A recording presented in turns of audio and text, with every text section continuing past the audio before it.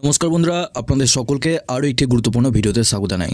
আপনাদের পরিযায়ী শ্রমিকদের যে শ্রমশ্রী প্রকল্প রয়েছে সেই শ্রমশ্রী প্রকল্পের পোর্টাল কিন্তু আপনাদের চালু হয়ে গেল। অনলাইনে এবার কিন্তু আপনারা প্রত্যেকে আবেদন করতে পারবেন।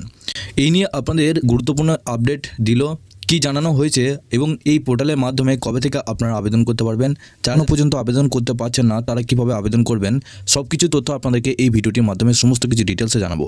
আপনারা অবশ্যই ভিডিওটিকে শেষ পর্যন্ত দেখবেন এবং যদি আমাদের এই চ্যানেলে নতুন হয়ে থাকেন চ্যানেলটিকে অবশ্যই সাবস্ক্রাইব করে বেল নোটিফিকেশনটা অল করে দিয়ে যাবেন। আমরা যখনই নতুন কিছু আপডেট দেবো আপনারা ওই নোটিফিকেশন বেলের মাধ্যমে আমাদের সমস্ত রকম খবর সবার আগে পেয়ে যাবেন।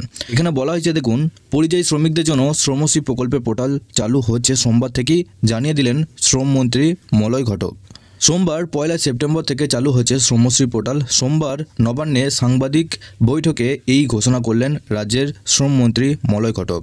তিনি জানান, বিজেপি শাসিত রাজ্য থেকে অত্যাচারিত হয়ে ফিরে আসা বিপুল সংখ্যক পরিযায়ী শ্রমিকের জন্য মুখ্যমন্ত্রী মমতা বন্দ্যোপাধ্যায়ের নির্দেশ শ্রম দপ্তর উদ্যোগী হয়েছে।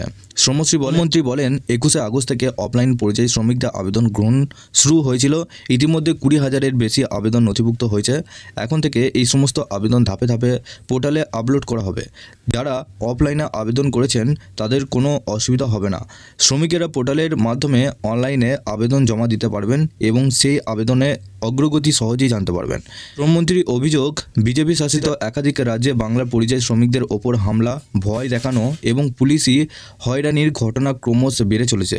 অসম, মহারাষ্ট্র, উড়িষ্যা, হরিয়ানা এবং রাজস্থান বহু শ্রমিককে বাংলা ভাষায় কথা বলার অপরাধে বাংলাদেশি বলে দাগিয়ে দেওয়া হয়েছে। অনেক ক্ষেত্রে তাদের বিরুদ্ধে পুলিশে অভিযোগ জানানো হচ্ছে। আরও গুরুতর অভিযোগ উঠেছে, বাংলার শ্রমিকদের জোর করে পুশব্যাক করা হচ্ছে কিংবা ডিটেনশন ক্যাম্পে পাঠিয়ে দেওয়া হচ্ছে। রাজ্য সরকারের দাবি, এইসব ঘটনার জেরে হাজার হাজার শ্রমিক কর্মস্থল থেকে ফিরে আসতে বাধ্য হয়েছেন।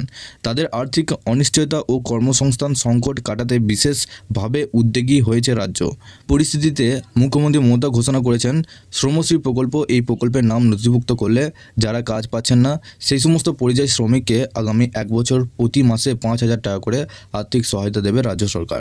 শ্রমমন্ত্রী বলেন, সরকারের লক্ষ্য হলো অত্যাচারিত শ্রমিকেরা যাতে রাজ্যে ফিরে এসে মর্যাদার সঙ্গে বাঁচতে ও কাজ করতে পারেন তা নিশ্চিত করা। শ্রমশ্রী প্রকল্প সেই লক্ষ্যেই চালু হয়েছে। শ্রমশ্রী পোর্টাল চালুর ফলে শ্রমিকদের তথ্যের একটি একক ভাণ্ডার তৈরি হবে। এর মাধ্যমে তাদের সঠিক পরিচয়পত্র প্রদান, স্বাস্থ্য সুরক্ষা, বীমা, শিক্ষা এবং কল্যাণমূলক বিভিন্ন প্রকল্পের অন্তর্ভুক্ত করা সহজ হবে। শ্রম দপ্তর সূত্রে খবর, প্রতিটি জেলার ব্লক ও গ্রাম পঞ্চায়েত স্তরে সচেতনতা শিবিরের আয়োজন করা হচ্ছে যাতে শ্রমিকেরা নথিপত্র সহ দ্রুত এই পোর্টালের নাম নথিভুক্ত করতে পারেন। রাজনৈতিক মহলের ধারণা, বিজেপি শাসিত রাজ্যের শ্রমিকদের ওপর নির্যাতনের ঘটনাকে সামনে রেখেই শ্রমশ্রী প্রকল্পের সূচনা করেছেন। মধ্যে দিয়ে রাজ্যের পরিযায়ী শ্রমিকদের আর্থিক নিরাপত্তা নিশ্চিত করার পাশাপাশি বিজেপি শাসিত রাজ্যগুলির বিরুদ্ধে রাজনৈতিক বার্তা দিল মুখ্যমন্ত্রী মমতা বন্দ্যোপাধ্যায়। সব মিলিয়ে শ্রমশ্রী পোর্টাল চালুর মধ্যে দিয়ে বাংলা পরিযায়ী শ্রমিকদের জন্য রাজ্য সরকারের একটি বড় পদক্ষেপ কার্যকর করা হলো। আগামী দিনে লক্ষাধিক শ্রমিক এই প্রকল্পের আওতায় আসবেন বলে আশা করছে শ্রম দপ্তর। বুঝতে পেরেছেন, আপনাদের শ্রমশ্রী প্রকল্পের যে আবেদন সেটা কিন্তু আপনাদের অফলাইনে চলছিল, এবার কিন্তু আপনাদের অনলাইনে আবেদন কিন্তু সোমবার থেকে চালু হয়ে গেল। আপনাদের মধ্যে যারা যারা অফলাইনে আবেদন করে ফেলেছিলেন সেক্ষেত্রে সেই সমস্ত আবেদন জমা হয়ে গেছে, সেহেতু আপনাদের অফিস থেকে সেই সমস্ত আবেদনগুলিকে অনলাইনে আবার কনভার্ট করে দেবে।